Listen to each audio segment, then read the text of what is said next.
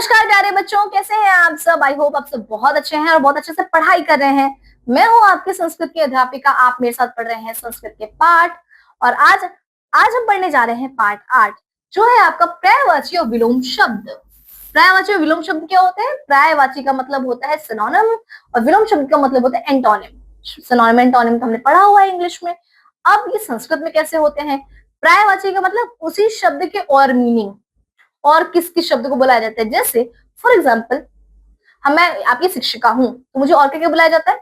मुझे, ठीक है, मुझे टीचर बुला सकते हो, आप शिक्षिका बुला सकते हो, ठीक है, आप मुझे अध्यापिका बुला सकते हो। दिस इज अ पर्यायवाची, सिनोनिम। आप मेरे ही बहुत सारे रूप बता रहे हैं, ठीक है, तो ये है आपका पर्यायवाची। अब विलोम शब्द क्या होगा? किसी चीज का अपोजिट, उल्टा, दिन का रात, ठीक है, वो है विलोम शब्द। किसी चीज का अपोजिट बता रहे हो, दैट इज विलोम शब्द, ठीक है। पहला है पर्यायवाची खगा, विगमा, विघा। तो ये विद्यार्थी ऊपर पक्षी के 3 चित्र बनाए गए। इन 3 चित्रों के नीचे अलग अलग शब्द लिखे, परंतु उन सभी शब्दों का आशय एक ही है, ठीक है। इसे हम, जिसका आशय एक ही होता है, उसे हम पर्यायवाची कहते हैं। जैसे कि समान अर्थ का ज्ञान कराने वाले एक से अधिक शब्दों को पर्यायवाची कहते हैं। जैसे सर्व के पर्यायवाची अहि, समी, श्रीपा, नागा इत्यादि। अब मैं नाग बोलूं या सांप बोलूं, बात तो सेम ही है, ठीक है। जैसे कि मैं राजा की बात कर रही हूँ, अगर मैं राजा की जगह नृप लिखूं तो भी सेम मीनिंग आएगा, महिपा लिखूं तो भी सेम मीनिंग आएगा, भूपति लिखूं तो भी सेम मीनिंग आएगा, ठीक है। अगर मैं पुरुष की जगह नर का इस्तेमाल करूं तो भी सेम मीनिंग आएगा। मानव, मनुष्य, मैं इनमें से कोई भी शब्द का इस्तेमाल कर सकती हूँ, मीनिंग क्या आएगा? पुरुष की बात कर रही हूँ, ये मेरा होता है पर्यायवाची। जैसे कि आकाश, अब मैं किसी सेंटेंस के अंदर आकाश की जगह नभ का प्रयोग कर लूं, व्योमः का प्रयोग कर लूं, खगा, खा का, शून्य का प्रयोग कर लूं, अंबरम का प्रयोग कर लूं, तो मीनिंग सेम रहेगा। जहां मीनिंग सेम रहे, सेम मीनिंग को डिनोट किया जा रहा है, वो होता है आपका पर्यायवाची, ठीक है। दुग्धम, अगर मैं दूध की जगह शिरा या गोरस लिख दूं तो ये होगा मेरा पर्यायवाची, ठीक है। सूर्य की जगह दिनेशा, रवि, भानु, दिवाकर। वायु की जगह वात, मरुत, पवन, समीर, ठीक है। इसीलिए इसे हनुमान जी को पवन पुत्र कहा जाता है, ठीक है।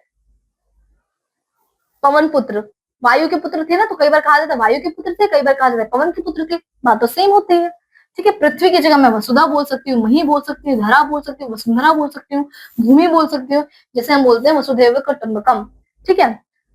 ये सब सेम है। जलम, जलम की जगह मैं अम्बु, नीरम, तोयवारी, इनमें से कोई भी चीज का इस्तेमाल कर सकते हैं। तो पर्यायवाची का मतलब होता है सेम ही वर्ड की बहुत सारी मीनिंग। मैं किसी भी शब्द का इस्तेमाल करूं, उसका मीनिंग सेम रहेगा, ठीक है। चलिए आगे बढ़ते हैं।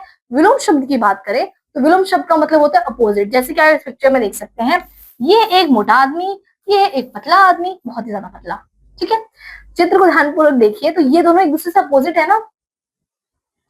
एक का आकार बिल्कुल ही गोल है, एक का आकार बिल्कुल ही पतला है, ठीक है। तो ये होते हैं हमारे जो उल्टा या विपरीत अर्थ बताए, उसे हम कहते हैं विलोम शब्द। जैसे कि अनुजा, अग्रजा, छोटा भाई, बड़ा भाई, अनाथ, सनाथ, जिसका कोई पेरेंट नहीं है, जिसका कोई पेरेंट है, शीतलम, उष्ण, ठंडा, गरम, विरागा, अनुरागा, मतलब किसी से बिछड़ने का गम, अनुराग मतलब किसी से प्यार, ठीक है।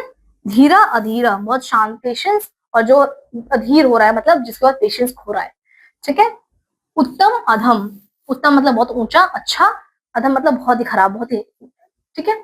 चतुरा, मूढ़, चतुर का मतलब समझदार, मूढ़ का मतलब बुद्धू, ठीक है। अग्नि, जलम, अग्नि मतलब आग, जलम मतलब पानी, ठीक है। तो ये है हमारे अपोजिट वर्ड्स, ये हमारे विलोम शब्द, जो कि शब्दों के अपोजिट अर्थ बता रहे हैं, ठीक है। जैसे सदाचार, दुराचार, सदाचार मतलब अच्छा व्यवहार करना, दुराचार मतलब बुरा व्यवहार करना। तो प्यारे बच्चों, विलोम शब्द हमारे वो शब्द होते हैं जो हमें अपोजिट वर्ड बता रहे हैं, किसी चीज का अपोजिट बता रहे हैं, इसके अलावा इसका अपोजिट वाला साइड, ठीक है, दिन और रात, ठीक है। आय, व्यय, आय मतलब पैसा आना, व्यय मतलब खर्च होना। विद्वान, मूर्ख, कोई व्यक्ति विद्वान है, मूर्ख है, तो हम इनको सेम शब्दों में इस्तेमाल नहीं कर सकते, पूरा मीनिंग बदल जाएगा। पर्यायवाची में हम क्या कर रहे थे, अगर मैं नर की जगह पुरुष लिख दूं तो कोई दिक्कत नहीं है, पर अगर मैं विलोम शब्द का इस्तेमाल कर दूं तो क्या, स्त्री लिख दूं तो क्या हो जाएगा, पूरा मीनिंग बदल जाएगा। तो हम विलोम शब्द का इस्तेमाल क्यों करते हैं? एक तो हम डाइवर्सिटी लाने के लिए अपने सेंटेंसेस के अंदर, और दूसरा मीनिंग और अच्छे से समझाने के लिए, ठीक है। इसके साथ हमारे इस पाठ का अंत होता है। अब हम मिलेंगे आपसे अगले पाठ के अंदर, तब तक अपना ध्यान रखें। धन्यवाद।